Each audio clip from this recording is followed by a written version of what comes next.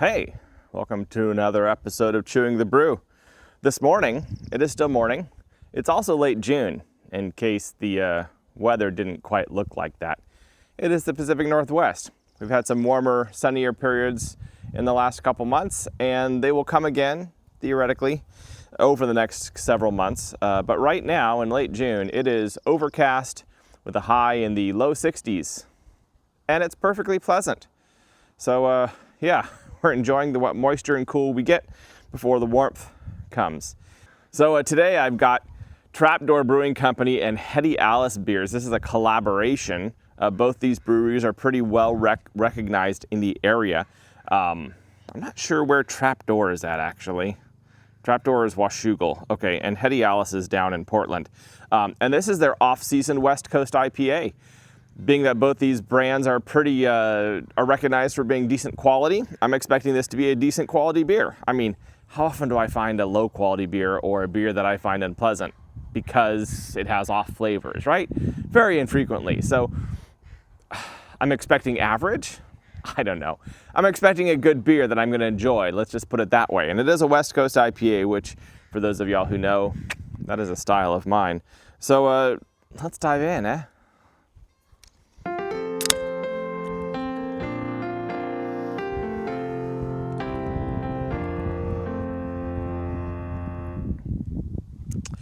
I must say, the West Coast IPA style lately does seem to be borrowing a lot from the more tropical New England hazy IPA style.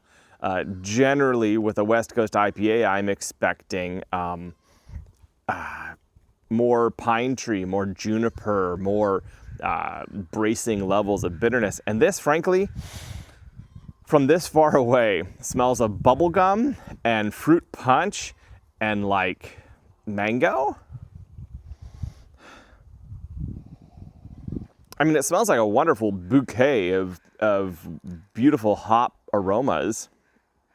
It just doesn't really smell like Lush or like Vortex or some of those real toothsome juniper and green pine tree forward beers that I expect when I see the label West Coast IPA.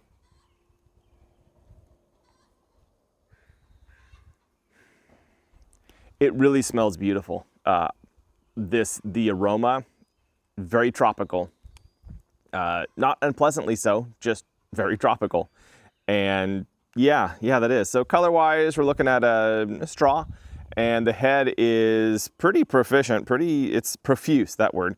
It's still there. It's hung around pretty well, rocky and very white, which is, I guess, appropriate for the color of the beer. But let's see how she tastes.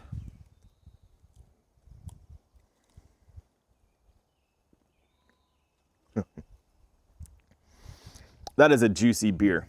That is a very juicy beer.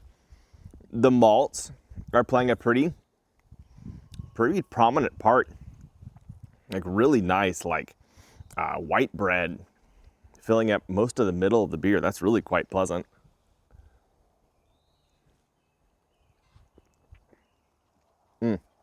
Yeah, more tropical notes. Yeah, you get a little bit of the fur coming up a little bit, but not too much. It's mostly fruity, tropical, almost bubblegum flavors here, along with what the head was advertising. So what you smell is what you get. So it's not all bad, right? At least you're not surprised.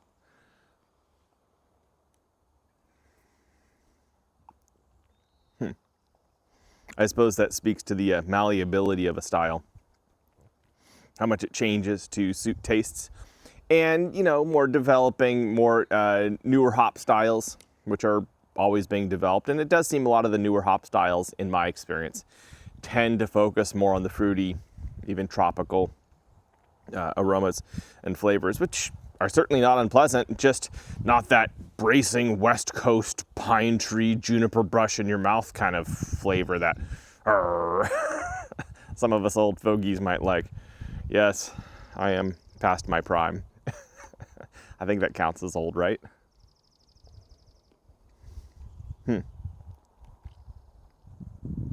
It's a very pleasant beer. I enjoy it.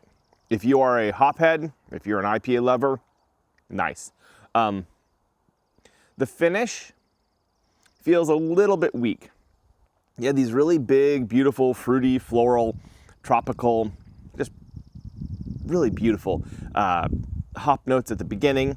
Then you have this really interesting and surprisingly full and substantial malty middle, this white bread, a little bit of cracker, toasty cracker in there.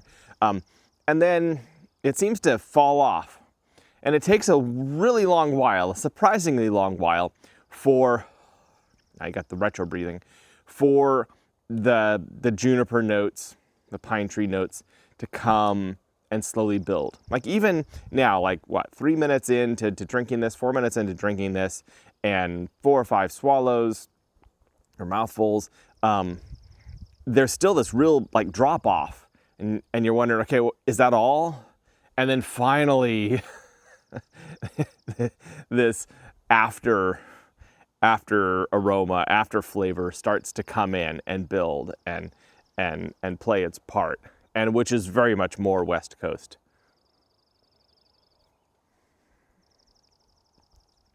It's a pleasant beer. It's a very pleasant IPA.